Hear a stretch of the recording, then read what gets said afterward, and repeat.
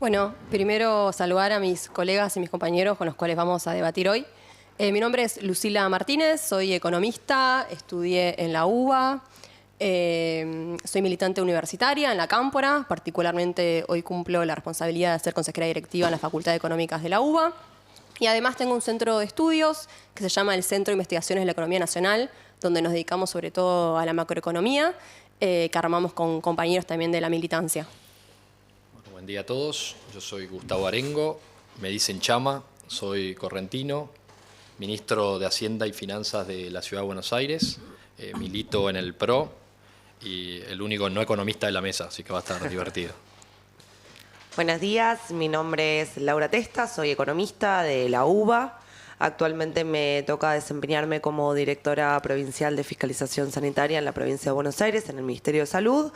Soy militante peronista e integro el colectivo Paridad en la Macro, que es un colectivo de economistas mujeres que discutimos de macroeconomía. Muy bien. Bueno, hola a todos. Yo soy Matías Hurt, economista entrerriano, viviendo en Buenos Aires hace varios años. Estudié economía en la UBA y en el SEMA. Tengo una consultora con 2 socios más donde hacemos análisis macroeconómico y soy asesor económico de la Coalición Cívica.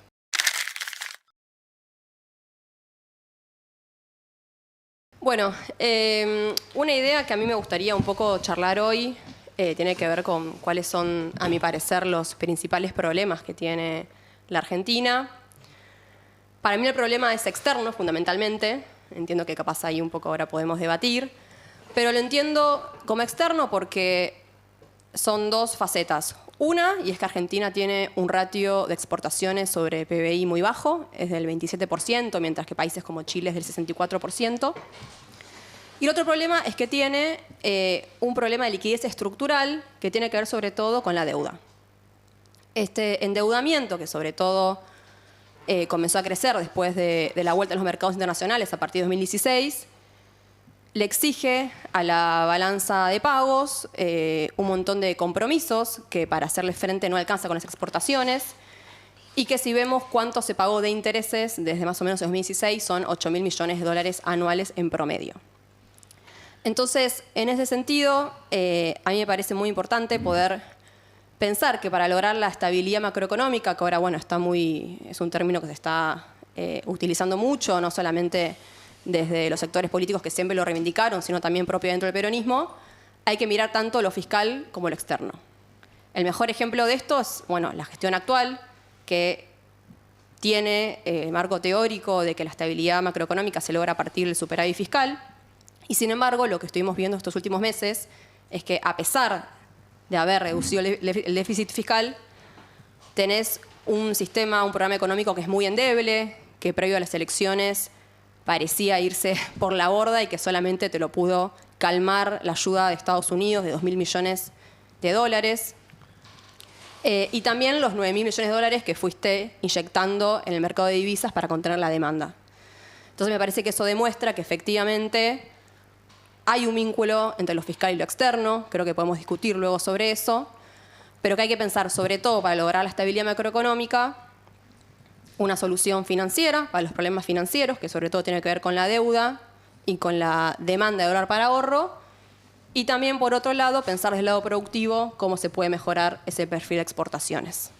Yo coincido con la problemática de restricción externa que tiene nuestro país y de deuda, que obviamente implica tener que pagar intereses de la deuda cercanos a 8.000 millones de dólares, pero también es importante, yo creo que la gran problemática que tenemos nosotros está dado de lo fiscal, porque el problema de la deuda no se origina por sí solo, sino que viene de la mano de déficits estructurales por mucho tiempo y que nunca se pusieron en discusión en nuestro país o durante mucho tiempo no se discutió. Ahí nosotros, por ejemplo, en la Ciudad de Buenos Aires, que venimos teniendo un gobierno por 18 años, hoy estamos por 5º año consecutivo teniendo superávit financiero, y eso es muy importante para después tener políticas de mediano y largo plazo, sean políticas sociales, pero todo el plan de gobierno requiere sustentabilidad de largo, y para mí en eso es muy importante, y creo que ahora se está poniendo en agenda eso, y mismo parte del peronismo también lo está contemplando cuando durante muchos tiempos solamente se contempló la demanda o necesidad social sin tener en claro los recursos. Y por eso, digo, en la Ciudad de Buenos Aires siempre, cuando empezamos a trabajar los presupuestos, y creo que es importante poner la agenda de nuevo, tenemos la estimación de los recursos y sobre eso trabajamos en definir cuáles son las prioridades de gasto y qué diferencial tenemos para avanzar en obras de infraestructura, que también hoy nuestro país requiere. En la ciudad invertimos el 20% de nuestro presupuesto en gasto de infraestructura. Para mí es muy importante tenerlo en cuenta y es necesario para el crecimiento de nuestro país. Y creo que, sabemos que eso se puede financiar con endeudamiento. Eso para nosotros no está mal, siempre y cuando tengas un plan, siempre y cuando tenga una tasa de retorno económica y social para la ciudad. Así que bienvenido también sea esa discusión, tanto externa como interna. Bueno, celebro muchísimo que estemos discutiendo sobre los problemas estructurales que tiene nuestro país. Yo tengo una mirada donde creo que el principal problema que tiene la Argentina es la restricción externa. Si uno hace un corte en la Argentina, desde la vuelta de la democracia hasta el día de hoy, tuvimos 8 gobiernos electos de manera democrática, con planes económicos, planes de gobierno, alianzas, ganadores y perdedores muy distintos, y sin embargo todos se han enfrentado al mismo problema, que es la falta de dólares y las consecuentes inflaciones que se han vivido. Entonces creo que eso, para empezar, nos debería dar un punto de acuerdo, que hay algo que tiene que ver con una cuestión estructural de nuestro país, más allá de las políticas económicas, monetarias, fiscales que haya tomado cada uno de estos gobiernos, porque, insisto, han sido tan distintos en su planificación y en la ejecución de las políticas, y sin embargo todos se han enfrentado al mismo problema, que eso por lo menos nos debiera dar un punto de partida para empezar a discutir por qué a la Argentina le faltan recurrentemente los dólares y por qué, más allá de que algunos gobiernos tomen la decisión de tener unas industrias un poco más grandes y otros un poco más pequeñas, independientemente de cuáles sean los que ocupen cada uno de esos lugares, sin embargo siempre nos enfrentamos a esta situación.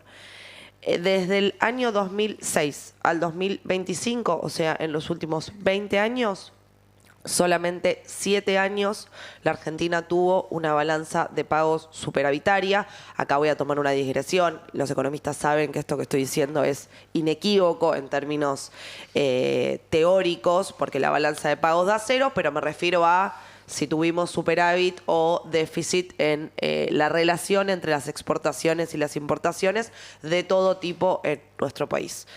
Por lo cual, bueno, celebro que empecemos a discutir por este lado. Bien. Yo antes de ir al sector externo, que me parece que es cierto que están muy vinculados los dos temas, me gustaría dejar como un mensaje, porque me parece que es lo importante o lo que se va a empezar a discutir cada vez más de acá en adelante en Argentina en términos de la sostenibilidad fiscal y la política fiscal. Porque como que el año pasado casi que nadie se animaba ni siquiera a cuestionar la política fiscal muy dura del gobierno, porque cuando uno está en una situación muy tensa, de mucha inflación, de un peligro, de una desestabilización inminente, como que bueno, todo el sistema político, la sociedad dice es lo que hay que hacer para salir de la zona de peligro. Ahora, en cuanto nos empezamos a, más o menos parece que nos estamos estabilizando, rápidamente aparecen de nuevo las presiones para abandonar la responsabilidad fiscal o la disciplina fiscal. Y si uno quisiera pensarlo en términos de, bueno, cómo va a seguir creciendo la economía de acá en adelante, qué va a pasar con el empleo, con los ingresos el año que viene, cualquiera que haya estudiado economía estaría tentado a decir, ¿por qué no hacemos un poquito de política fiscal expansiva y le damos algo de dinamismo a esta economía? Yo creo que eso sería un error, no porque Argentina tenga algo especial. A mí esas cuestiones de que Argentina es diferente, nunca me cerraron ese tipo de explicaciones. Por eso después voy a tomar ese tema para la existencia o no existencia de una restricción externa. Pero sí me parece que Argentina ha incumplido tantas veces sus compromisos fiscales, particularmente sus compromisos de deuda, que tenemos dañada la política fiscal. O sea, lamentablemente perdimos la política fiscal como política de contracíclica o como política de dinamismo de la actividad. Así como también perdimos la política monetaria. Lamentablemente, por hacer políticas imprudentes permanentemente, nos quedamos con menos herramientas que las que tiene cualquier otro país del mundo o cualquier otro país de la región. Entonces, me parece a mí que la sostenibilidad fiscal sigue siendo un tema central para este gobierno y para los gobiernos que vengan. Me parece que necesitamos equilibrio fiscal durante décadas para recuperar la confianza en que Argentina no va a volver a incumplir compromisos, no va a volver a endeudarse y después no va a poder cumplir con ese endeudamiento. Por lo tanto, me parece que es un tema importante para tenerlo siempre presente y no abandonarlo a la primera de cambio, digamos, en términos bien puramente por motivos fiscales y de sostenibilidad de las promesas hacia adelante. A mí me parece muy interesante y creo que ese es el punto central. Yo noto una diferencia no solamente en cómo logramos esa estabilidad, que reitero, para mí es mirando lo fiscal, pero también lo externo, sino que además estoy convencida de que si uno cree que el conflicto distributivo que tiene la Argentina histórico se soluciona solo con superávit fiscal, es un error, porque ya venimos viendo que bajo ese marco termina siendo el tipo de cambio un barrilete, una variable que tiene muchísima volatilidad y que eso expresa sobre todo el conflicto distributivo. Entonces me parece que en todo caso el superávit fiscal es una herramienta que puede usar la Argentina, que no la usa igual casi ningún país del mundo, porque hacer política monetaria contractiva, por ejemplo, es una mala praxis, porque le quitas liquidez al sistema, y dada esta estructura impositiva que tenemos, para llegar al superávit fiscal tenés que hacer política también que es muy regresiva, porque sabemos que significa sobre todo ajustar jubilaciones. Entonces me parece que esa herramienta que se puede utilizar en un contexto de una economía bimonetaria, porque para mí hay un vínculo ahí, ¿no? Si sabemos que, como dije recién, tenemos un ratio bajo de exportaciones, además un problema estructural de la deuda. Eso te genera inestabilidad en tu moneda y sabemos que hay muchísima demanda para dólar ahorro. Entonces, efectivamente, la política fiscal puede ser una herramienta para disminuir, para contener esa demanda de dólares, ¿no? Aumentando las tasas reales de interés, achicando el gasto fiscal. Pero ¿qué es lo que vemos? Bueno, para que puedas tener un proceso de carry trade que sea estable y no tan volátil como este gobierno, necesitas dólares. Y si vos ignorás que necesitas dólares, termina sucediendo lo que pasa ahora, y que estás emitiendo 8 puntos del PBI anuales para pagar intereses de deuda por las tasas, y en donde además estás dando 80% de TN anual. Entonces me parece que hay que abordar ambos temas y que efectivamente es muy relevante entonces pensar que el próximo gobierno, sea quien sea, yo coincido en que va a tener que tener superávit fiscal, porque yo creo que en principio el mercado de deuda internacional va a continuar cerrado, después vamos a discutir si quieren un poco más sobre eso, sobre la deuda. El endeudamiento local es reducido y creo que en este contexto de economía monetaria la emisión puede ser un problema. Entonces me parece que ahí lo que hay que discutir es, bueno, cómo vamos a gastar y cómo vamos a recaudar. Y ahí se abren un montón de ventanas. Pero para mí hay algo de la estabilidad macro y de poner mucho eje en lo fiscal y de ignorar lo externo, y es que todos los gobiernos que tuvieron esa bandera y que tuvieron ese programa político antes de asumir, lo que hicieron una vez que asumieron fue apreciar el tipo de cambio para contener la inflación. Entonces, efectivamente, con lo fiscal no alcanza. Durante el kirchnerismo también hubo apreciación, que en un principio fue porque recibías dólares por cuenta corriente y lo pudiste sostener. Después terminaste con el cepo, con controles cambiarios. Durante el macrismo fue con endeudamiento, muchísimo endeudamiento. Después lo que hiciste fue entrar en recesión, que eso te permitió corregir tu cuenta corriente, y después terminaste también en el cepo. Y con Milei continuamos con el endeudamiento, te endeudaste más con el FMI. Somos el país más endeudado, el 35% de la cuota del FMI total es con Argentina, o sea, de todo su patrimonio, el 35% nos lo dio a nosotros. Estamos en una posición muy complicada. Entonces me parece que efectivamente hay algo que no alcanza si miramos solamente lo fiscal. De hecho, Milei también sigue teniendo, digo Milei porque bueno, es el gobierno actual y me parece que es una experiencia buena para analizar, sigue con controles de capitales, porque el cepo todavía no lo pudo sacar del todo, se sigue endeudando y la FAE sigue siendo histórica. Fueron 24.000 millones de dólares en lo que va del año. Entonces, efectivamente, el superávit fiscal no soluciona el conflicto distributivo que tiene la Argentina. A mi entender, sin dudas, no solo la cuestión fiscal soluciona los problemas estructurales de Argentina, pero creo que ahí, no sé si podemos llegar a un primer acuerdo entre todos, que es el superávit fiscal o el equilibrio fiscal es importante aquí en adelante para poder estabilizar la macroeconomía. Entiendo que a ese acuerdo podemos llegar, Lucina, ¿no? Necesario, no suficiente. Coincido. Condición necesaria, no suficiente. No, coincidimos 100%. Si hay una cuestión que yo ahí reitero. Si coincidimos en eso, cambiamos 60 años de historia económica, en este ¿no? contexto igual, yo reitero que es una herramienta, no un objetivo.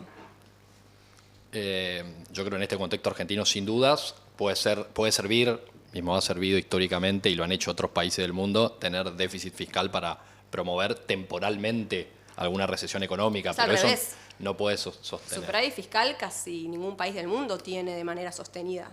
Estructural sí, o sea, en los años donde necesitas gastar de más, gastas de más, donde te va bien, ahorrás para después poder gastar de más. Las reglas fiscales de Chile, de Suecia, de contracíclica, Dinamarca, sí. bueno, eso. Pero No, si agarrás claramente. una foto si hoy, estás- ningún país tiene superávit fiscal. No, pero si haces un promedio de los últimos 20 años, te da en un equilibrio, porque hubo años de... Míralo en la región. Sí. Previo a la crisis de 2009, Chile, Perú, Colombia, tenían superávits de 4 o 5 puntos del PBI. Después, gracias a ese ahorro, pudieron desahorrar mucho más que nosotros, hicieron una política contracíclica mucho más agresiva para salir de la crisis de la subprime y demás. Y después, cuando terminó ese proceso, 2011, 2012, volvieron a ahorrar. Entonces, si vos haces una historia larga, tienen lo que se llama equilibrio fiscal estructural. A veces gastas de más, a veces gastas de menos, y en el medio estás empatado. Y tu deuda permanece estable. Y como permanece estable, puedes cumplir siempre, y como puedes cumplir siempre, cuando necesitas te prestan. Entonces, me parece que esa es la... Nadie está diciendo, che, hay que tener de acá al 2800 superávit fiscal. El tema es que yo lo que sí decía hace un rato es que creo que Argentina viene tan mal, tan rezagada en esa tarea, que tiene que sobreexagerar. Siempre cuando las instituciones fallan, las personas se equivocan durante mucho tiempo, para recuperar la confianza tienen que exagerar mucho más. Que fue lo que hicieron quizás esos países a fines de los 80, a principios de los 90. Ganaron reputación durante 20 años y hoy la manejan bien. El problema es que si vos sobreexagerás la política fiscal, pero no atendés para nada el frente externo, esa sobreactuación de la cuestión fiscal no te alcanza, que es lo que vemos hoy en día, sin centrarnos en los gobiernos anteriores, hoy en día en el gobierno de Milei. Yo coincido con que la deuda no es ni mala ni buena. Como la política fiscal es una herramienta económica y ha ayudado a la enorme mayoría de países del mundo a desarrollarse y a producir y a enfocarse en aquellos sectores donde eran más competitivos para poder intercambiar con el resto del mundo. El problema es que la Argentina no toma deuda para hacer algún cambio en términos estructurales en su país y entonces a partir de eso poder empezar a desarrollar algún sector donde sea competitivo, donde tenga la posibilidad de que eso en algún momento genere más dólares de los que implicó la deuda, entonces que eso permita no solamente pagar la deuda, sino además empezar a revertir esta situación que tiene con la balanza de pagos, pero principalmente con la cuenta corriente. Porque a pesar de que en la cuenta corriente muchos de los años, desde la vuelta de la democracia hasta el presente, la Argentina ha sido superavitaria, ese superávit no alcanza para poder compensar las otras cuentas de la balanza de pagos. Por lo cual, la cuenta corriente debería ser mucho más superavitaria de lo que efectivamente es. En los últimos 8 años, el nivel de deuda que toma la Argentina es exclusivamente para poder sostener un tipo de cambio que no es el de equilibrio en términos de lo que viene demandando el mercado, poder sostener una inflación que no se corresponde a una cuestión estructural y simplemente una cuestión ficticia, que es lo que estamos viendo hoy. La razón por la cual Argentina hoy puede sostener esta inflación, a pesar de que no tiene crecimiento económico, a pesar de que no hay una situación de expansiva en materia productiva, Argentina sostiene este nivel de inflación y este tipo de cambio que es cómodo para la mayoría de los argentinos y las argentinas gracias a un endeudamiento voraz que eventualmente va a haber que devolver y que además no está generando nada para que los 46 millones de argentinos podamos devolver efectivamente este endeudamiento. Por lo cual, insisto que obviamente es importante tener una política fiscal responsable. También me parece que es interesante que nos preguntemos qué es una política fiscal responsable, porque no sé si es muy responsable bajar bienes personales, que es el impuesto que le cobra la riqueza a los más pudientes de este país, y con eso bajar jubilaciones, por ejemplo. ¿Y qué vamos a hacer con el nivel de endeudamiento que viene teniendo la Argentina sistemáticamente sin que eso cambie en nada en términos estructurales? Así a mí me parece importante hacer un punto ahí con el tema del endeudamiento, porque hoy en términos estructurales y sobre el PBI tampoco es tan relevante el endeudamiento Argentina, sino el tema hoy en día del repago y el costo de financiamiento. Y eso en parte se genera porque también históricamente se viene discutiendo si hay que pagar o no la deuda y si hay que cumplirla, un poco en línea con lo que decía Mati recién. Mismo tenemos mucha historia de reestructuración de deuda forzada. En la Ciudad de Buenos Aires, por ejemplo, nunca se reestructuró la deuda, ni se defaultó la deuda, y por eso hoy, con niveles en Argentina de riesgo país cercanos a los 2000, hemos tenido tasas cercanas al 7-8%. Pero eso se construye una reputación que el país lo tiene que construir, pero muchas veces se pone en duda si hay que cumplir la deuda o no, y yo creo que eso es un problema estructural grande. Y otro perdón que me ponga acá en modo de generar consenso, pero creo que es importante estar de acuerdo, o saber por lo menos si estamos de acuerdo con esas cuestiones o no, porque muchas veces se ha puesto en duda, mismo en el año 2021, cuando fue la reestructuración del gobierno nacional que invitó a las provincias a reestructurar. O sea, para nosotros era una muy mala señal para el mercado que todas las provincias, o muchas, no todas, porque Santa Fe tampoco adhirió, y era parte del oficialismo, se adhieran a reestructurar forzadamente deuda, cuando nosotros tenemos que iniciar un camino de cumplimiento para tender a generar reputación, para que el costo de la deuda sea mucho más bajo y que esos 8.000 millones de dólares se conviertan en 2.000 millones de dólares, como tienen, digo, en porcentaje sobre el PBI y ratios de deuda, mucho más bajo en toda la región. Yo coincido... No. Perdón, me siento muy interpelada por esta discusión. ¿Por qué? No fue directo. No, de Cava igual tengo algo para decir, que es Cava se endeuda a tasas muy bajas porque tiene un superávit fiscal. Y bueno, es lo que estábamos diciendo. Claro, superávit fiscal, porque más tiene, una reputación. Bueno, pero porque tiene mucho más recursos que el resto de las provincias. No solo por eso, por tener superávit fiscal, sino por una reputación de nunca haber incumplido deuda. Y nosotros tenemos un compromiso pero con todo lo porque te bonito. endeudas a tasas más bajas. Sí, es un mix de cosas. Sí, Primero hay que cumplir para endeudarse a tasas bajas, es así. Si nosotros iniciamos un camino de recuperación y de cumplimiento hacia adelante como país, el riesgo país va a bajar y vamos a tener las mismas tasas que tienen todos los países de la región, que no han hecho nada disruptivo, pero Bolivia, Perú, Uruguay se endeudan a tasas mucho más bajas que nosotros.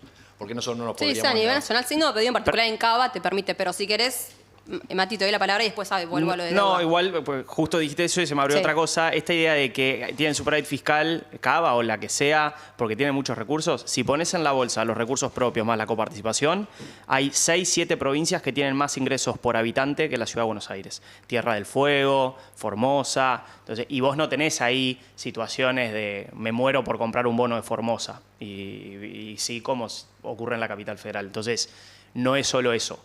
Porque si fuera recursos lo tenemos que dividir por habitantes, recursos per cápita, tenés, como te digo, 7 provincias, sumando propios y coparticipación, que tienen mucho más recursos que la Ciudad de Buenos Aires. Y no tienen la misma confianza y la misma reputación y el mercado no está dispuesto a prestarles. Un tema que quería hacer, de lo que comentaban hace un rato, es que yo también coincido que hoy, de hecho, si uno ve, hay mucha discusión de cómo se mide la deuda por 1000 motivos. Porque teníamos la deuda de los importadores que estaba colgada del 2023, que a ver cómo la contabilizamos, porque ahora aparecen los BOPREALES, está bien, pero los BOPREALES te vinieron a documentar una cosa que estaba escondida bajo la alfombra. Aparece la deuda del fondo, ahora aparece el swap con Estados Unidos, pero también es cierto que el gobierno del año pasado estuvo, en términos de pagos netos de deuda, estuvo pagando más deuda que la que tomó. Así que uno podría decir que el 2024 fue un año de desendeudamiento para Argentina en deuda externa. No porque lo hubiera querido el gobierno, sino porque el nivel de riesgo país no te daba otra alternativa que sacar los dólares de la cuenta corriente y en vez de acumularlos en las reservas del Banco Central, tener que usarlos para pagar la deuda. Entonces, tampoco es que tener deuda recontra baja te da garantía de nada, porque hoy el gobierno está yendo hacia una deuda externa baja, o al menos más baja que hace años atrás, solo porque no tiene acceso al crédito. Y no me parece que necesariamente eso sea una virtud. Yo eso te lo voy a discutir. Porque ¿Qué cosa? Yo coincido en que el problema de la deuda no es centralmente un problema de stock, coincido que es un problema de flujo, que tiene que ver con los vencimientos que tenés, pero también es un problema de acreedor. Y lo que vemos con esta gestión actual es que la composición de la deuda que era de un 28% antes el peso que tenía el FMI, ahora pasó de ser el 38%, o sea, aumentó el endeudamiento con organismos y cayó con los privados, justamente por esto que es que no tenemos acceso al mercado internacional de deuda. Ni hablar si sumo la deuda con Estados Unidos, que si finalmente se va a concretar o no, pero bueno, también habría que ver cómo se configura. ¿Y por qué eso es un ahí. problema? Y para mí es un problema porque hay una discusión que a mí me parecía muy interesante y que con mi centro discutimos mucho, que era qué tipo de reestructuración podés hacer con los privados, ¿no? ¿Qué estrategia? Ahí hay dos estrategias. Hay una que es más parecida a la estrategia que tuvo Néstor Kirchner, que fue una quita muy fuerte, y otra estrategia que fue la de Guzmán, que fue la de no concentrar tanto en la quita, sino más en los plazos y en la tasa.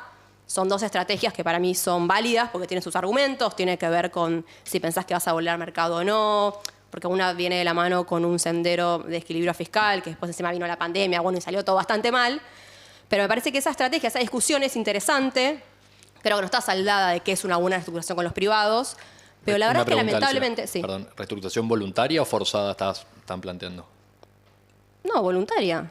Yo iría un paso antes. ¿Por qué Pero tenemos que estar no- pensando en reestructurar la deuda? ¿Por qué no la cumplimos? ¿Por qué hay que reestructurarla cada 4 años? Perfecto. En principio, de acá al próximo gobierno, si no acumulas reservas, vas a tener un problema para poder parecer Ok, deuda. pero entonces que hoy la discusión tomar no deuda. sea cómo vamos a reestructurarle al que viene, que hoy empecemos a acumular reservas para cumplir. Tomar deuda. Sí, yo coincido 100% en eso, pero me parece que es peor porque la discusión ya no pasa por cómo vas a reestructurar, porque ahora tenés el peso donde los organismos internacionales están mucho más metidos y no te puedes sentar con el FMI a reestructurar. Lo cual está buenísimo, porque nos va a obligar a hacer las cosas como tenemos que hacerlas. Pero y hay- acumular los dólares para pagarlas. Perfecto. Porque si vamos a estar reestructurando cada Yo- 4 bueno, años, nunca vamos a tener entonces, acceso al crédito. yo ahí coincido. Entonces, tenés dos caminos, que es lo que está haciendo mi ley. Uno es que con el crédito de Estados Unidos volver al mercado internacional de deuda y pagar a los organismos con la deuda de privados, lo cual para mí te deja mejor posicionado. Te encarece los intereses. Y la otra opción es, como venimos viendo hasta ahora, que todavía el riesgo país no baja lo suficiente, no acumula reservas, entonces seguramente capaz termine pagando los intereses de deuda con a los privados con los dólares del FMI, lo cual eso te empeora la composición. Entonces me parece que, sin duda, el próximo gobierno va a tener que pensar qué hacer con la deuda en ese sentido. Y ni hablar si encima se te mete Estados Unidos como un actor que no pasó nunca en la historia, y ahí no sé qué estrategia te vas a poder dar, pero la solución siempre más fácil es devaluar o tener un tipo de cambio más alto para poder acumular reservas. Ese tipo de cambio va a ser inversamente proporcional al financiamiento que vos consigas de afuera. Pero yo ahí tengo dos cosas que pienso. O sea, supongamos que la estrategia la definimos y nos ponemos de acuerdo con que va a ser volver al mercado internacional de deuda para pagarle a los organismos. Primero, yo pongo en duda en si realmente vas a poder bajar el riesgo país. Porque lo que más correlaciona con, si agarrás un montón de variables y mirás la correlación, lo que más correlaciona es comprar reservas internacionales. Es que si no bajas Que- el riesgo que no no vas es a algo- poder entrar al mercado. Para mí es al Sin revés. duda, no. Tiene que bajar el riesgo para que pero puedas tu riesgo acceder al país, mercado. aún te Y prestan primero cuando ves tenés que tenés acumular reservas. Exacto. Y mi pregunta es, ¿cómo vamos a acumular reservas? Dejando flotar el tipo de cambio. Pero eso te va a Bueno, disparar pero la eso inflación. sabemos que es muy regresivo también para la sociedad. Habrás abusado del ancla cambiaria en estos últimos 2 años, bajaste más rápido la inflación de lo que podías y ahora tenés que decirle a la gente, Bueno, che, me yo equivoqué. un poco te lo tomo eso. Y sí, porque si no vamos a volver a poner un cepo. O sea, en el 2011 tuvimos un problema con el No dólar, digo que la pusimos un solución cepo. sea devaluar, pero sí En que la el apreciación 19 fue muy pusimos un cepo. forzada. No pongamos otro cepo, dejemos que el tipo de cambio flote, que sirva como cómo funciona el tipo de cambio flotante. Es el instrumento para que las brechas de productividad entre tu país y el resto del mundo, hasta que no hagas las reformas profundas que te permitan crecer en productividad, te ajuste la cuenta corriente. Y tenemos que hacer eso. Pero vos ¿Qué vas vamos a hacer? devaluar. Pero No eso voy a es evaluar. recesión. Voy a eso es dejar flotar recesión. el tipo de cambio. Bueno, si vos dejas flotar el tipo ¿Y no de cambio. tenés dólares? Si vos dejas flotar el tipo de cambio y no tenés dólares acumulados, por lo cual el Estado... No solamente no tenés dólares acumulados, sino que además lo dejas flotar, por lo cual no intervenís en el mercado. O sea, el Estado no sale a vender dólares. El escenario que va a suceder es que va a aumentar el tipo de cambio. Sí. Si aumenta el tipo de cambio, la Argentina tiene una correlación muy fuerte de hace por lo menos 50 años, que cuando el dólar aumenta, la inflación aumenta atrás. Hace 6 meses que eso no pasa. Hace 6 meses la devaluación promedio mensual es 5% y la inflación es 1,9%, algo que no pasaba hace 50 años. Sí, ahí Entonces miremos que están cambiando algunas cosas también. Bueno, tenés unos ejemplos en la historia argentina desde la vuelta de la democracia que eso sucedió, que uno es con el plan austral de Alfonsín, otro es con el 1 a 1 y la política de convertibilidad de Menem, y otro es la situación económica que estamos viendo ahora. Por un lugar, tenés una retención del tipo de cambio, porque el dólar no está flotando libremente, hay una intervención constante del tipo de cambio. En el 1 a 1, obviamente eso tenía que ver con la paridad por ley y no por la intervención, pero sí fuertemente por el endeudamiento. Pero en los tres tenés una similitud, que es el decrecimiento económico y la recesión que está viviendo la sociedad. Por lo cual no es tan lineal en el sentido de que aumenta un dólar o aumenta un punto en dólar, aumenta un punto en inflación, pero sí ves una correlación donde en la medida que el dólar va aumentando, la inflación también aumenta. Aumenta más o menos de acuerdo al poder adquisitivo que tiene la sociedad, que hoy es muy bajo. No, y la respuesta, perdón, a lo que decías, para mí es bastante sencilla. O sea, primero que porque en estos 6 meses el tipo de cambio no afectó a los precios, no significa que no va a afectar a los precios. O bueno, sea, pero es una tampoco cuestión significa que hay una cosa 1 a 1, que todos los días el dólar mueve 2 pesos. Pero lo que hay es muy fácil. El salario privado todavía está 5 puntos por abajo en términos reales, las jubilaciones están planchadas, la actividad todavía no repuntó, la industria está hecha percha. La respuesta es esa. No, si la respuesta fuera esa, Hace 8 años. si la única explicación para que cuando se devalúa no haya inflación es la recesión, no existirían las hiperinflaciones. En el año 89 vos tuviste una mega devaluación con una recesión enorme y una hiperinflación. Entonces no es cierto que si la actividad está fría no hay espacio para la inflación. Pero porque el gobierno está haciendo algo ahora que no hacía antes, que es atacar la inercia, no homologando, por ejemplo, paritarias. Pero por eso digo, seamos generosos en el reconocimiento de que no es que no hay pass-through o que el pass-through es más bajo solo porque hay recesión. Es porque la economía está fría, es porque hay equilibrio fiscal, es porque no hay convalidación monetaria de déficit fiscal, es porque hay apertura económica y más competencia, porque si vos me devaluás y tengo en la aduana una muralla y soy el único productor del bien que sea y nadie me va a venir a competir, traslado mañana o ayer, de hecho, me adelanto a la devaluación. Entonces hay un montón de condiciones que están hoy presentes y que se están llevando a cabo por parte de la política económica para intentar que el reacomodamiento del tipo de cambio, que yo creo que tenemos que ir hacia un tipo de cambio real más alto, pueda ocurrir con un menor costo inflacionario. Y si tenés que pagar algo de costo, lo tendrás que pagar, pero es preferible eso antes que aguantar como una olla a presión, un banco central que no tiene reservas, porque si no vamos a volver a caer en la restricción externa, que lo dejé pasar hoy, pero yo no creo que Argentina tenga la maldición de la restricción externa, como que tenemos algo especial que nunca nos alcanzan los dólares. Y ustedes hoy decían, desde la vuelta de la democracia, gobiernos de un lado, del otro, con un modelo del otro, siempre les pasó lo mismo. Sí, porque combinaron dos problemas. O fueron muy desordenados fiscalmente, o fueron muy apreciadores de la moneda, si querés la convertibilidad, no era gastadora en términos fiscales, pero tuvo el tipo de cambio real más bajo de la historia, solo comparado al de Martínez de Oz, o hicieron las dos cosas, el fin del periodo del kirchnerismo, desorden fiscal, con el mismo dólar que tenía Cavallo. Entonces, imposible de esa manera, pero realmente yo pienso, si creemos que Argentina, y más pensando en los años que vienen, con Vaca Muerta, con la minería, todavía tiene restricción externa, muchachos, cerremos el país y vámonos, porque no hay solución entonces. Y del concepto de restricción externa nació en la escuela estructuralista para explicar los problemas de Latinoamérica. En teoría, desde los 70 Latinoamérica tenía el problema de restricción externa. ¿Cómo explicamos que todo Latinoamérica lo superó? Y solo en Argentina quedó la restricción externa. Chile no la tiene más, Brasil no la tiene más, Uruguay, Colombia, Perú, nadie la tiene, solo Argentina. Evidentemente es un problema nuestro, no es un problema de una falla en el diseño de este país. No, que tiene solución, por supuesto que tiene solución. Tenemos que pensar cómo estructuralmente vamos a vender más dólares de los que nos salen, o sea, nos tienen que ingresar más dólares de los que nos salen. ¿Cómo hacemos eso? Argentina tiene una composición muy particular que no se da en otros países del mundo, y eso es una realidad, y me parece que no hay que desconocerlo, donde la mayor parte del porcentaje de los bienes que nosotros exportamos son bienes alimenticios. Esos bienes son baratos.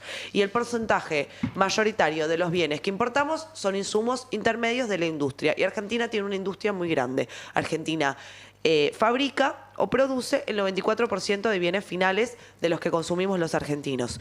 Por lo cual... Esa es la misma explicación que le daban a Brasil y a Uruguay hace 40 años. Entonces, eso es lo que a eso estoy interpelando. ¿Cómo dejó de funcionar ahí y sigue funcionando Es que acá. ahí Yo no- tenemos- pero yo no estoy diciendo que Porque sea... ese es el concepto de que es algo estructural, Para mí el no es estructural. Ahí, Mati, perdón. Dale. Lo estructural para mí es que cambiamos la regla de juego cada 4 años. Y para mí yo ahí quiero retomar algo que decía Lucila y recién. de que a todo el que es capaz de generar un dólar le hacemos la vida imposible para que lo deje de generar. Pero ahí quiero ir rápido a un punto que mencionó Lucila recién de no bajó el riesgo país lo suficiente. Y ahí me gustaría que debatamos el por qué no bajó el riesgo país lo suficiente y por qué después la elección de la provincia de Buenos Aires subió el riesgo país y después la elección nacional bajó el riesgo país. O sea, ¿qué estamos haciendo mal para que el riesgo país no se consolide? Mismo cuando nosotros vamos a buscar fondos por la ciudad de Buenos Aires afuera y nos juntamos con 30, 35 fondos, te dicen primero por el control de capitales, y segundo, porque no hay sustentabilidad de largo en las políticas públicas. Entonces nosotros, que somos de distintos partidos políticos, no nos podemos poner de acuerdo en hacia dónde vamos y cambiamos la regla de juego de un momento para otro. Eso hace que hoy no se pueda bajar el riesgo país a niveles sostenibles. Esa es mi forma de Yo ver. tengo otra visión de por qué no baja el riesgo país. Bien. Que no tiene que ver ni con las elecciones ni con el riesgo Cuca. Tiene que ver con las inconsistencias propias de este programa económico. Y es que tenés vencimientos de deuda que no son para nada consistentes con el nivel de reservas que tenés y en donde encima la cuenta corriente viene siendo deficitaria por lo menos desde junio del año pasado. Entonces, para mí está clarísimo que cuando uno dice, che, ¿por qué el riesgo país no baja? No es por las elecciones, es por las propias inconsistencias, porque 20 días antes de las elecciones estaba todo volando. Decirle, pero el los bonos mercado- SER volaban, las tasas volaban. ¿No baja El de mercado- qué nivel? El mercado dice Bajó. otra cosa. Por eso, digo, Bajó, pero no si lo hace- suficiente en si hace un mes comparación. estaba en 1.500 y Sí. hoy está en 650. Porque vino a Estados Unidos y te puso 2.000 millones de dólares. ¿Está bien? Bueno, no, listo. Bueno, entonces por eso baja el No, riesgo con país. Estados Unidos adentro. El viernes previo a las elecciones, 1.100 de riesgo. 9.000 Con Estados- millones de dólares se gastó este 1.000 gobierno hasta el en septiembre y viernes, octubre. previo a las elecciones, 1.100 de riesgo con Estados Unidos ya adentro y Sí. ya interviniendo. Sí. Pasan las elecciones, baja 650. ¿Vos crees que no había 400 puntos de riesgo político? ¿Qué cambió del Para mí- viernes a las 7 de la tarde al lunes a las No, 8 de para la mí mañana? puede tener que ver, pero es sobre todo por las propias inconsistencias de este gobierno. Pero Tiene no que estaban ver las con- inconsistencias el tiene que lunes. Yo ver creo que con en el todo caso abandono siempre de cuando modelo. hay... Siempre cuando hay... Cuando sí.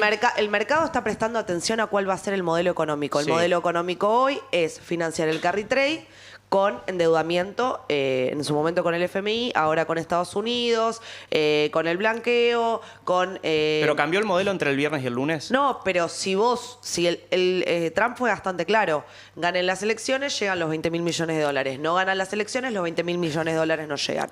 Por lo cual, el mercado se retira un segundo para ver cuál va a ser el resultado de las elecciones. Si el modelo económico de financiar el carry trade a través del endeudamiento continúa, el mercado dice, sigo cómodo en esta pecera. Estoy tranquilo. Ahora, si el gobierno hubiera perdido las elecciones y Estados Unidos no se hubiera comprometido a bajar los 20.000 millones de dólares a través del swap que va a bajar, el mercado se retira para esperar a ver qué hace. No tiene que ver con qué partido político o movimiento político gane, porque si vamos al caso, la Argentina se endeuda con el FMI desde el año 57 hasta la fecha, casi ininterrumpidamente, y solamente 2 gobiernos en la historia pagaron la deuda con el FMI. Fue Perón en el 74 y Néstor Kirchner en el 2006. Por lo cual, lo que no podrían decir es que los peronistas no pagamos la deuda. Sistemáticamente pagamos las deudas no tomadas por este gobierno. Pero no importa, porque son deudas argentinas, se pagan igual. Entonces, Terminó creo el que gobierno tiene en que ver... default con el privado, no sé, o sea, la deuda al fondo le habrán pagado en Pero también el 2005. macrismo La terminó deuda- un default con la deuda del con la mercado deuda en no la pagaron. pesos. Tuvimos un juicio durante 2 años Néstor en Kirchner Nueva York. paga la deuda en 2006 y después Cristina Kirchner paga la deuda con todos los acreedores privados, salvo un porcentaje ínfimo, que eran los fondos buitres, No te enojes, Martín. que no quisieron aceptar el plan de en el deuda. 2007 intervinieron el INDEC. Cuando intervienen el INDEC, automáticamente defoltearon la deuda en pesos que ajustaba por inflación. Porque si yo tengo un bono que me dice que me paga 5 de tasas más IPC y el IPC vos me decís que es 8 cuando es 20, me acabas de defoltear la deuda. Y ese fue incluso el momento en el cual los tenedores de bonos SER salieron de los instrumentos en pesos y la dolarización de Argentina, que tanto les preocupa, la formación de activos externos, se triplicó del 2006 al 2007. Porque dijimos, no hay instrumentos en pesos, si me vas a mentir con la inflación.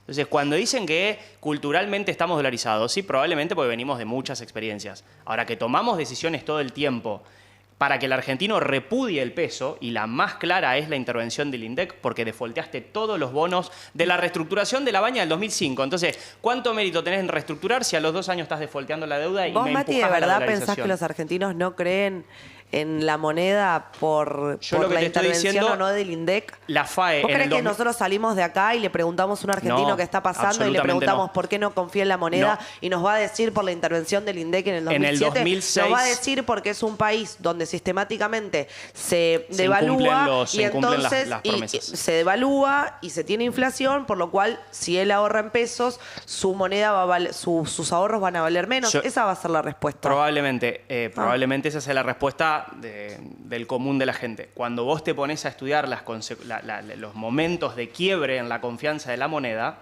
en el 2006 la FAE fue 1 punto del PBI, en el 2007 y en adelante fue 3 puntos del PBI, porque rompiste la confianza en los instrumentos Pero en durante pesos el macrismo, que habías que le armado en el pagaste a los 2005. fondos No, buitres, a partir de ahí no pudimos... Volviste al mercado internacional, Exactamente. tuviste la FAE, no la mayor de la historia porque ahora es con Milei. No, la y mayor historia terminaste fue en el con cepo Cristina, exactamente. Y defolteando Antes de la poner deuda el en cepo. pesos. Sí, cuando se perdió la elección. El cepo se puso después de perder la elección. Por riesgo Pero no Cuba. quiero ir ahí. Por riesgo Cuba. A lo que quiero decir es que tampoco, no creamos que los argentinos, o al menos esta es mi visión, porque si no ahí me parece que el peronismo y el mileísmo están casi mucho más de acuerdo que el resto, de que parece que Argentina no puede tener moneda. Porque si nos No, vamos a dolarizar permanentemente... No, pero para mí, y no es que el argentino ama el dólar por amarlo, ama porque no parás de joderlo con el peso. 100%. El día que lo yo dejes de coincido joder 100%. con el peso durante mucho tiempo, vas a recuperar la confianza en el No, peso. y sobre esto, Coincido. para mí... Entonces, dejemos de poner cepos, dejemos de defoltear la deuda en pesos, dejemos de poner tasas de interés reales negativas, que haces un plazo fijo y salís perdiendo.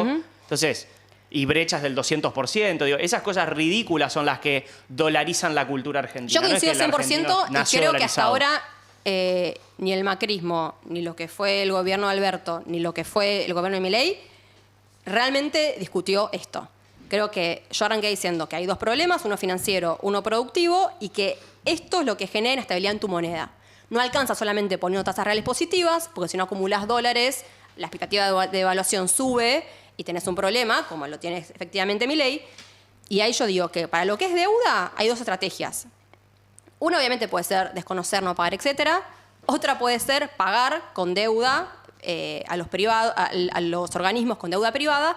Para eso necesitas volver al mercado internacional de deuda. Yo hay 2 puntos que me parecen importantes. Uno es que para mí la deuda con el FMI le pone un piso a tu riesgo país.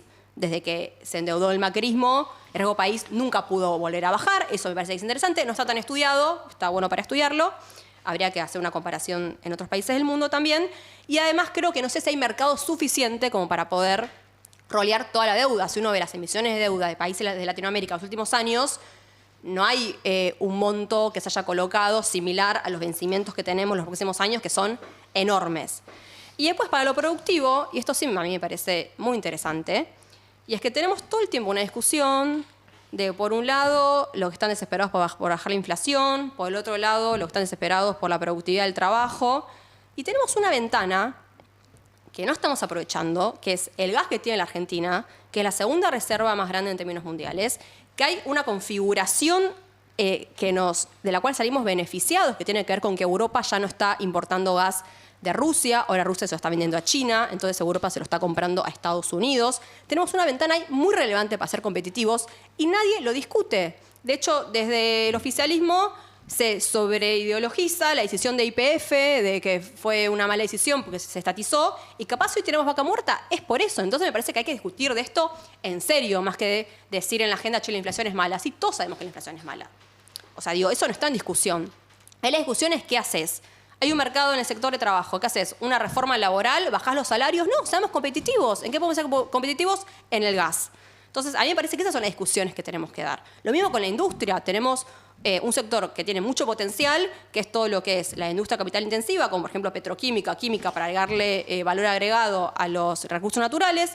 Tenemos todo lo que es el sector de ciencia y tecnología, como por ejemplo economía del conocimiento, donde ahí te entran las farmacéuticas, biotécnica, etcétera, que este gobierno está ajustando enormemente.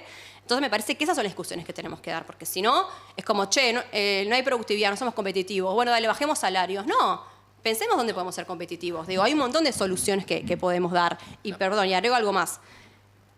Con el ascenso de China, de los últimos años, a mí me parece muy importante que el próximo proyecto político estudie la economía política del ascenso de China, porque a diferencia de lo que escribían los estructuralistas de la década del 60, los términos de intercambio mejoraron para la Argentina, porque a nivel mundial bajaron las manufacturas, subieron las materias primas, entonces nosotros tenemos la posibilidad de cobrar una retención, que yo sé que vos no estás de acuerdo con las retenciones, siempre porque vamos a tener restricción externa. Siempre vamos a tener restricción externa si cobramos retenciones. Che, yo tampoco estoy de acuerdo con las retenciones. Ahora discutimos, pero a mí me parece que en ese paradigma en donde la tierra en Argentina está muy concentrada, entonces tienes una renta diferencial que además se beneficia por los términos de intercambio que mejoraron en los últimos años y en donde los países que tienen industria media como Argentina, el sector industrial sale perjudicado, es muy importante cobrar una renta de ese sector para poder distribuirla a otros sectores que te generan muchísimo más empleo. Porque en todo el mundo vienen aumentando, pero ya terminó, las políticas industriales, en todo el mundo. Y eso es básicamente porque la industria es la que te genera más empleo de calidad. Entonces, no existe un modelo de país sin industria. Podemos discutir qué industria sí, qué industria no. Eso está clarísimo. Pero la disyuntiva ya no es más si industria sí o no. Y perdón. No, y esto, estaba hablando de productividad y algo que casi nos habló acá, algo mencionó Mati, pero tenemos que avanzar sin duda en la reforma, la impositiva y la laboral, porque digo, parte de esa productividad se generan bajando los costos que tienen los impuestos a la actividad económica que tenemos hoy, que prácticamente no existen en muchos de los países y que son, nosotros en su momento, en la época de Macri, hemos avanzado en un consenso fiscal que permitía bajar ingresos brutos al sector primario, al sector intermedio. Mismo en la Ciudad de Buenos Aires lo hemos hecho también en el 2023. El tema es si no lo haces con consenso de todas las provincias, parte de ese costo lo vas a tener y es imposible también salir a competir. O sea, nosotros decimos que queremos priorizar a estas industrias exportadoras, pero después no le bajamos los costos que tienen a la actividad económica. Y ahí sí, algo que estoy de acuerdo, todo lo que tiene que ver con la promoción de la industria del conocimiento, que en la Ciudad de Buenos Aires también venimos potenciando y que fue una ley que se aprobó en la época de Néstor, pero que digo que promociona a la actividad de todo el distrito tecnológico en la ciudad, que para nosotros es la mayor exportación en la Ciudad de Buenos Aires, exportamos más de 8.000 millones de dólares. En la ciudad ahora empezaron a invertir más en ciencia y tecnología, no así a Nacional, donde el discurso es completamente contrario. Hoy tenemos casi 2% de nuestro presupuesto que va a ciencia y tecnología y sobre todo que hoy potenciamos el distrito tecnológico, pero nosotros tenemos que buscar distintas opciones para hacer lo mismo con el resto de los sectores y no puede ser que solo a través de RIGI, de una ley especial, a determinados sectores mayores a 200 millones se terminen beneficiando, promocionando y que eso no sea la norma. O sea, estamos haciendo una excepción, algo que tiene que hacer la norma, que es que no tengan control de capitales, que tengan estabilidad fiscal, que eso es lo mínimo que te piden los inversores afuera. La IED es negativa con mi ley, o sea, las inversiones no están llegando. No, está bien, sí. Es parte de este problema que hoy todavía no se eliminaron las restricciones de capitales. Pero digo, eso tiene que ser la norma, no puede ser la excepción y es lo que te piden cuando te juntás afuera con los inversores. Para mí son otras cosas las que impiden que las inversiones de extranjera directa lleguen a la Argentina. El abandono de la obra pública debe ser una de las más importantes, porque si vos querés traer una empresa de Estados Unidos, Alemania, a producir a Vaca Muerta y todas las rutas alrededor de Neuquén están todas absolutamente destruidas, probablemente el sector privado lo que esté pensando es cómo querés que me lleve mi producción y cómo querés que la comercialice después de llevarla. Digo, como hay algunas cosas que hacen que la Argentina sea inviable y no creo que tenga que ver con entregar de lleno nuestros recursos, sino con no poder hacer ediliciamente factible nuestro país. En otros países del mundo... En eso estamos de acuerdo. Perfecto. En otros países del mundo, de la región, como Chile, que tiene una de las reservas de litio más importantes, hay una nota muy interesante del Estado chileno en todo el momento en el que se pone a planificar la producción y la explotación del litio, que tiene que ver con que con países como Estados Unidos o con países como Alemania, lo que decía es: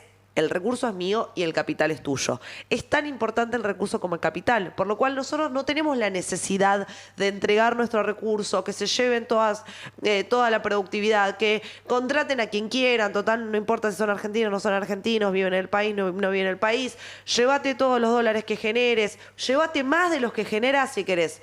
No necesitamos hacer tanto para que nuestros recursos sean interesantes venir a producir. Y acá no tengo tan claro, porque si no estarían todos viniendo acá a explotarlos. ¿Por qué no sucede eso? Porque hay reglas de juego poco claras, eso, pero eso estamos de acuerdo, digo, nosotros arrancamos con unas reglas de juego determinadas con Cristina en materia de productividad de recursos naturales, gas, petróleo, etcétera. Macri la cambia, Alberto la vuelve a cambiar, digo, eso es un problema sistémico que tiene la Argentina, donde tendría que tener reglas más claras a largo plazo, y eso estamos 100% de acuerdo. Y acá voy a coincidir en una parte, creo, con vos. Qué bien. No sé si en todo, en una parte. Que es que yo también estoy de acuerdo con que en la Argentina hay que sacar las retenciones, porque las retenciones es un impuesto regresivo. El impuesto, cuando es regresivo, se pasa para atrás. Y lo que termina haciendo es que las 7 empresas que terminan produciendo casi la totalidad de tierras en Argentina, que después son las que exportan, hacen que puedan torcerle el brazo a cada uno de los gobiernos independientemente de la ideología política. Nosotros generamos un sistema que directamente monopoliza la exportación de la tierra. Entonces, es el Estado el que se pone un gollete en que después no puede salir a discutir con el campo cuando el campo no tiene una tenencia de tierra monopolizada. Todo lo contrario. Si nosotros, y ahora creo que es donde no vamos a coincidir, si nosotros pensáramos un impuesto a la tierra real. ¿Sí? Sí, obvio. ¡Qué bueno! Coincidimos. No. Es el inmobiliario provincial No. que valga lo que tenga que valer. Exacto. ¿Por y eso? que sea nacional. No, ¿por qué? Porque Si sí. constitucionalmente los impuestos directos los tienen que cobrar las provincias. Estamos con todos los impuestos cruzados. Sí. La nación te cobra bienes personales que lo tienen que cobrar las provincias, entonces la provincia cobra ingresos brutos que no lo tendría que cobrar porque es un indirecto de la nación. Ordenemos la cuestión fiscal. Hay que agarrar el principio de porque cada tributación de Ricardo. Pero Ya claro, está. el manual más básico de finanzas públicas te Leámoslo y ordena el hacemos un desorden de impuestos que tiene la Argentina. Estoy de acuerdo. Y agregando una cosita con eso que decís, con los impuestos y esto que vos decías antes, no es real que la Argentina cobra más impuestos en materia total que el resto de los países. De hecho, es más bajo que el resto de los países. El problema es que la Argentina cobra más impuestos en el consumo y en la producción que en la tenencia y en la riqueza. Sí, en la actividad, sí, en la Entonces, actividad. en eso nos tenemos que poner de acuerdo. Digo, 100%. hay un sector de la Argentina que es muy pudiente, que tiene que pagar más para que la Argentina sea viable. Porque si no, el discurso de que no queremos que haya gente que no tenga para comer, que no tenga acceso a la educación, que no tenga acceso a la salud y demás, es ficticio. O sea, mágicamente no lo vamos a lograr. La plata de algún lado, y en Pero- eso Milei tiene razón, hay que Pero sacarla. ahí, Laura, creo que vamos a tener una coincidencia. En el consenso fiscal del 2017, que firmaron 22 de 24 provincias, planteaba esto. Planteaba que se regularice el tema patrimonial, que se vayan a las valuaciones reales y a ir eliminando ingresos brutos e impuestos de sello, que son la actividad económica. Planteaba aparte esto, tema que después también se continúa en el 2020. Pero son las discusiones que hay que dar y son las más difíciles de dar en los congresos locales, en los congresos nacionales, cuando implica tener que aumentar determinados tributos. Un comentario final solo para hacer el punto.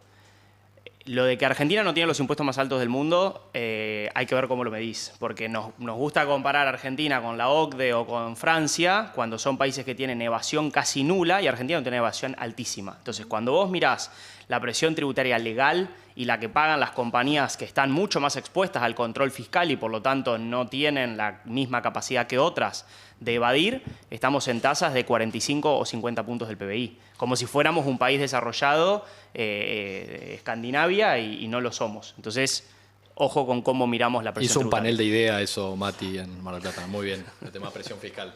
Bueno, no, yo un poco para finalizar, siempre de manera propositiva y mirando de qué haría el próximo gobierno, sea quien sea, creo que las condiciones van a estar muy difíciles, el margen para hacer política va a estar muy difícil. Como dije antes, el superávit capaz es una herramienta en términos de economía monetaria y si uno no tiene los recursos suficientes para poder expandir el gasto, bueno, efectivamente creo que se vienen un montón de discusiones que son muy interesantes, como buscar los mecanismos institucionales que sean más progresivo y que mejore la eficiencia del gasto. Me parece que esa es la discusión central, que quienes son más fiscalistas y se fijan en la eficiencia también sean los que dan la batalla para poder buscar esos mecanismos institucionales que sean más progresivos, que muchas veces implican tener que discutir con el poder económico, como por ejemplo lo que es el sistema de salud. En vez de mirar el gasto del sistema de salud, podemos mirar cómo se organiza el sistema de salud, ahí la UE es especialista, mismo con educación. A veces nos comparamos con otros países, no, porque las pruebas PISA, qué sé yo, y bueno, yo creo que primero que el gasto en educación sabemos que depende mucho de las provincias y los municipios, pero me parece que hay un montón de indicadores que muestran que el gasto en educación es muy importante en este país. 80% en algunas universidades del conurbano son primera generación, el 13% de los estudiantes son el quintil más bajo, el 50% si me dice el 1, 2 y 3. Digo, hay un montón de cuestiones muy importantes para mirar, pero sí me parece que esas discusiones las tenemos que dar y que hay que enfocarnos en lo fiscal, en lo externo y también, sobre todo, en las reformas estructurales que hace que mejore las cuentas de la Argentina. Perfecto. Yo ahí voy a coincidir con esos 3 puntos finales que dijiste, Laura. Yo creo que... Lucila, perdón. perdón. Creo que nosotros tenemos que enfocarnos en poder lograr sustentabilidad de las cuentas públicas. Y para mí la clave, y yo me voy a ir relativamente optimista de esta conversación, es que necesitas generar esos consensos claves. No tiene que ser tan amplio, tienen que ser 3 o 4 cuestiones básicas que creo que acá, mismo lo del superávit o equilibrio fiscal, yo me vine sorprendido con eso, pero también con... Herramienta, no objetivo. No, está bien, como herramientas, pero digo, sobre todo tenemos que plantearnos coincidencias troncales, que hoy en prácticamente todos los países sucede, que después se mueven en el margen de izquierda a derecha, dependiendo de qué gobierno gane, pero creo que en Argentina hoy todavía no estamos pudiéndonos poner de acuerdo en estas cuestiones estructurales o coincidencias básicas, y eso sí valoro del CIAS y de esta de dinámica y de esta conversación, porque creo que nos permite aprender, compartir y creo que también ver visiones distintas que, ya te digo, en mi caso me da optimismo porque creo que tenemos coincidencias, habrá que trabajar sobre las disidencias, pero hay que trabajar en algo que nos permita hacer que las cuentas sean sostenibles en todo sentido amplio, para poder hacer las transformaciones que necesitamos como país para poder empezar a crecer, que creo que es lo que todos queremos. Bueno, voy a coincidir con ambos. Me pareció muy bueno el espacio. Yo creo que es muy necesario que esto que vos decías de poner algunos puntos en común para generar una Argentina que se pueda desarrollar, que sea sostenible en el tiempo, que tenga un crecimiento económico sostenible en el tiempo y no este modelo serrucho que estamos acostumbrados hace tanto tiempo, porque Argentina tiene muchos recursos y muchas ventajas comparativas con respecto al resto del mundo. Los 46 millones de argentinos nos merecemos vivir en un país mejor, con no tanta volatilidad ni tanta incertidumbre. De verdad creo que nos merecemos vivir en un país un poco más estable, un poco más tranquilo. Creo que es lo que demanda la Argentina y es lo que se muestra una y otra vez en las elecciones, que hay una apreciación sobre la estabilidad, y no lo digo en términos peyorativos, sino todo lo contrario, que es real y que hay que prestarle atención. Vos decís lo del acuerdo en materia fiscal. Yo voy a levantar el acuerdo que hemos llegado incipientemente sobre la importancia de la restricción externa y sobre la importancia de tener un endeudamiento serio y sostenible que nos permita revertir esta estructura productiva y económica que Mati no la llama estructura, pero esta situación que vivimos en el hoy, le podríamos decir, que nos permita revertir esta situación que vivimos en el hoy circunstancial de los últimos años, para que todos los argentinos y argentinas vivamos mejor. Así que celebro el espacio. Bueno, yo también, contento con el espacio. Para hacerlo bien cortito, diría que me gustaría que cada vez más las discusiones que tengamos sean haciéndonos cargos de lo que hicimos, de lo que hacemos y de lo que tenemos que hacer. Y que dejemos de pensar en términos de, no, tenemos una restricción externa que nos complica la vida, el fondo es malo y nos condiciona, la deuda es un yugo que tenemos sobre la cabeza y no nos deja... No, todo lo que nos pasa es lo que nosotros hacemos o hicimos en algún momento y todavía tiene consecuencias. Entonces, si queremos cambiarlo, tenemos que cambiar nosotros y dejar de buscar culpables afuera y en algo que no dependa de la política en sentido amplio y de la política económica, que fue lo que estuvimos hablando acá. Gracias. Los políticos. Sí, hoy sí. Qué liberal. Hoy depende de los políticos.